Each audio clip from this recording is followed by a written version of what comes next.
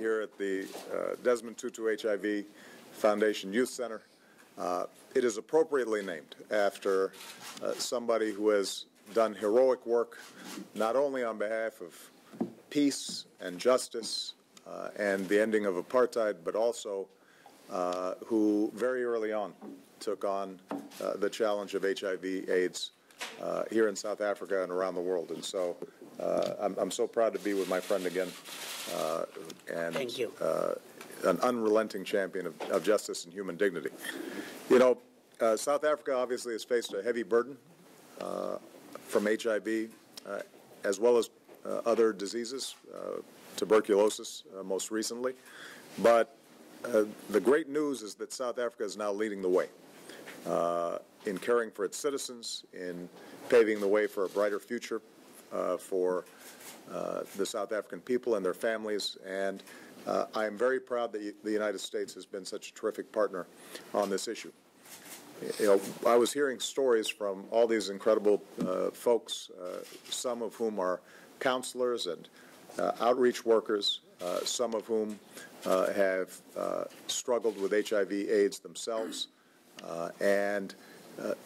You know, the great news is that, in part because of leadership from people like Archbishop Tutu, but also because of the great work of nurses like Sister Iris or young people like Mbelo and wonderful counselors like Lindiwe, what we've seen is a reduction of the stigma around testing on HIV/AIDS, greater education around prevention, and what we've seen is treatment that allows people to manage HIV and live long and productive lives.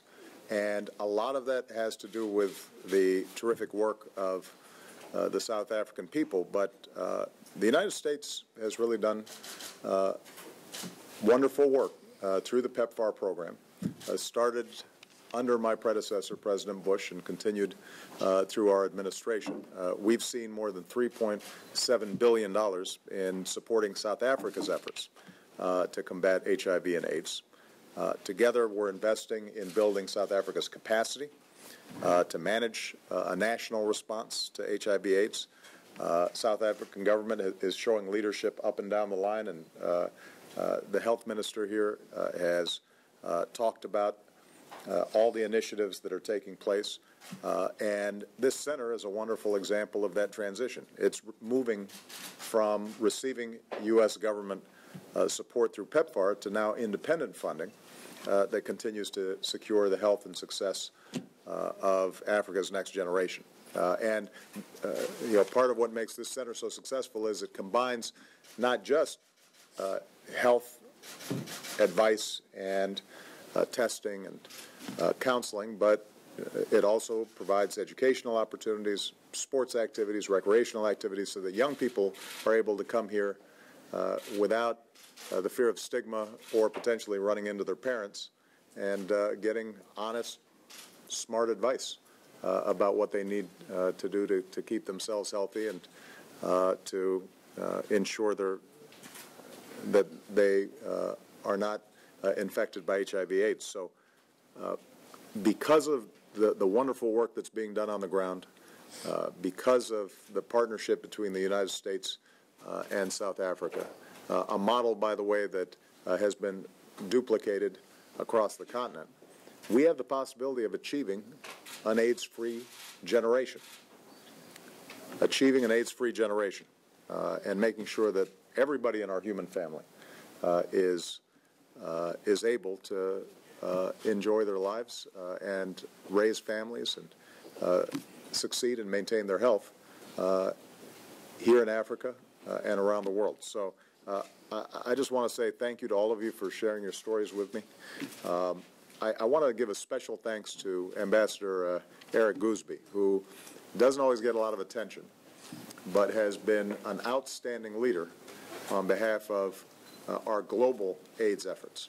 And if it weren't for people like Eric, as well as the people around this room, we'd be far, far behind, and a lot more people would be suffering tragedy. So thank you all. And Archbishop Desmond Tutu needs to say something because his picture's over there, his name's on the project. I think it's fair to say that... Yes. I should have said this earlier, but then any time is okay. It is a very great honor to welcome the President of the United States, even at such a somber time for us South Africans. It is a special joy to welcome the President to Africa, the continent of his forebears, the cradle of humanity. I don't have to compete against your beautiful Michelle doing push-ups in public. Mr. President, when you became the first black incumbent of the White House, you don't know what you did for our psyches. My wife sat in front of the TV with tears running down her face as she watched the celebrations in Chicago. You won,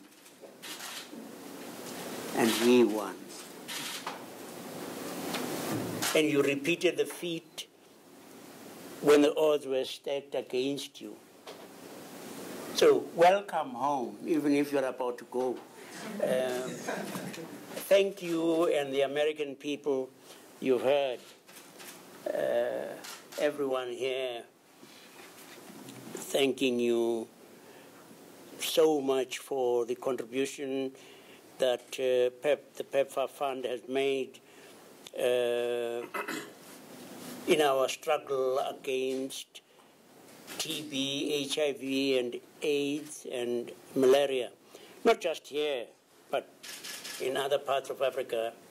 Our center, as you have heard, is run by the HIV Center of the university where you are going just now.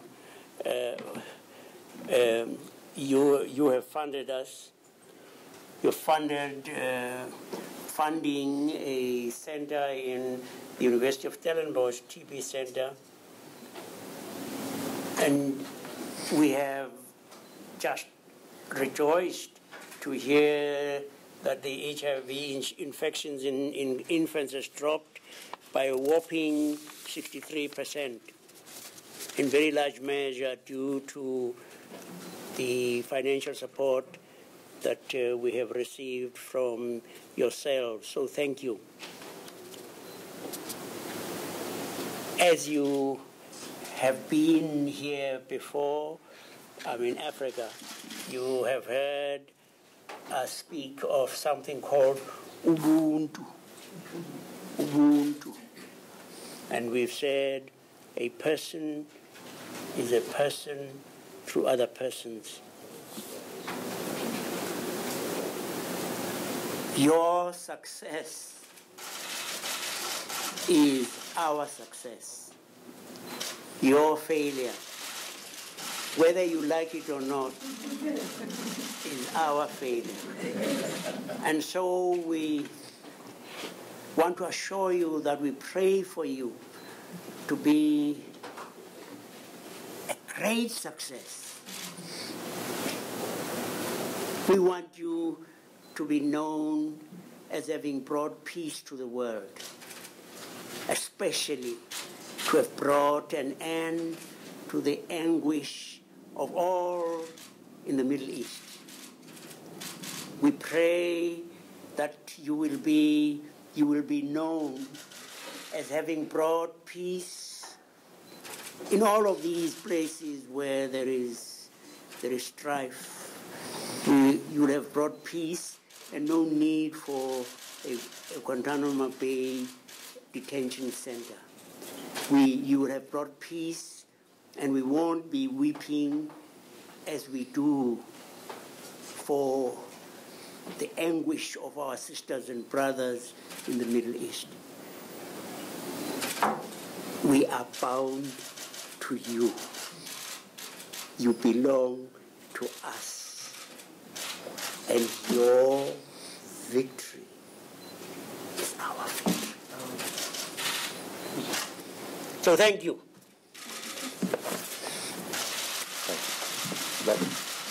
Come on, give me a hug. Hello. Feet hurt. Thank you. Always a pleasure. Keep bringing them. I always do bring. All right. Thank you, everybody.